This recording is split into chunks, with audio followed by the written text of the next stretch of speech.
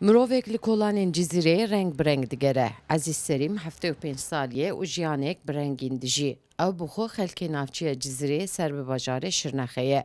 28 sala ajotvantiya trênbêla taksiyê kiriye, piştî ji kar teqewît dibe, dest bi lixwekirina bedlên rengîn dike. Nêzîkê ji 10 sal zêdetir e, culûbergên reng bi reng li xwe dike û li kûçeyên navçeyê de digere. Di dolabê wî de bi dehan, bedil, şal û şepkên Kurdî û pelavên rengîn, sor, zer, şîn, mor, kesk, spî û rengên din hene. Li gel cilûbergan, dizbiyên rengîn, kember, saet û qrawetên hûstiyê jî bikartîne. 10 sal çêvî, 10 sal, 10 sal çêvî heskî ji bo rengo. û rastî jî ez ji berê jî teyî miştere got. Ji berê jî ez pir hişxa dikim, yanî cil û libas û baxema min ez pir ji wê hez dikim. Dixwazim yanî gerçekten herkes wê ew bike ama menî me kêm min.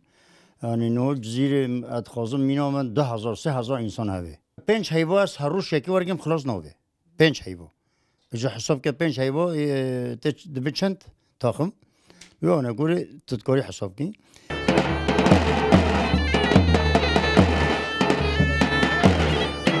Xortê 75 salî ji govend gerandinê jî gelek hez dike. Ji bo wî jî tevlî daweta keç û xortên Cizîrê jî dibe.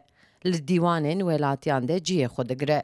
Mirovê Kurd dibêje jiyan bi kêfê xweş e. Divê mirov bi rengên cur bi cur tam ji jiyanê bigire, paqij bibe û ji xwe hez bike. Emeklî me aşiqa dostînim idare dikim ez û pîreka xwe tinê ne zarokê aşiqa kirine.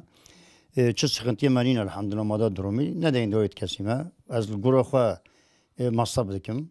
Yani me hebe dikirim, min hebe nakirim. Yani mesela çarşıya tişta dey nakirim.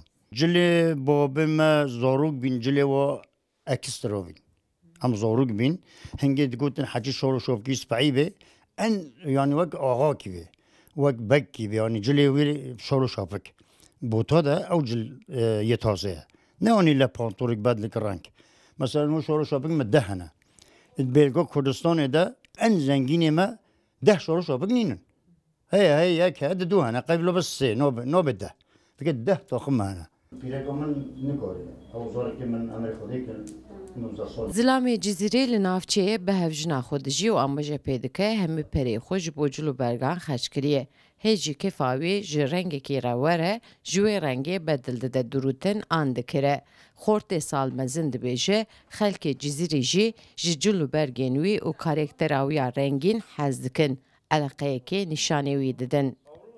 Sevda Kaplan, Kurdistan TV, Cizre Botan.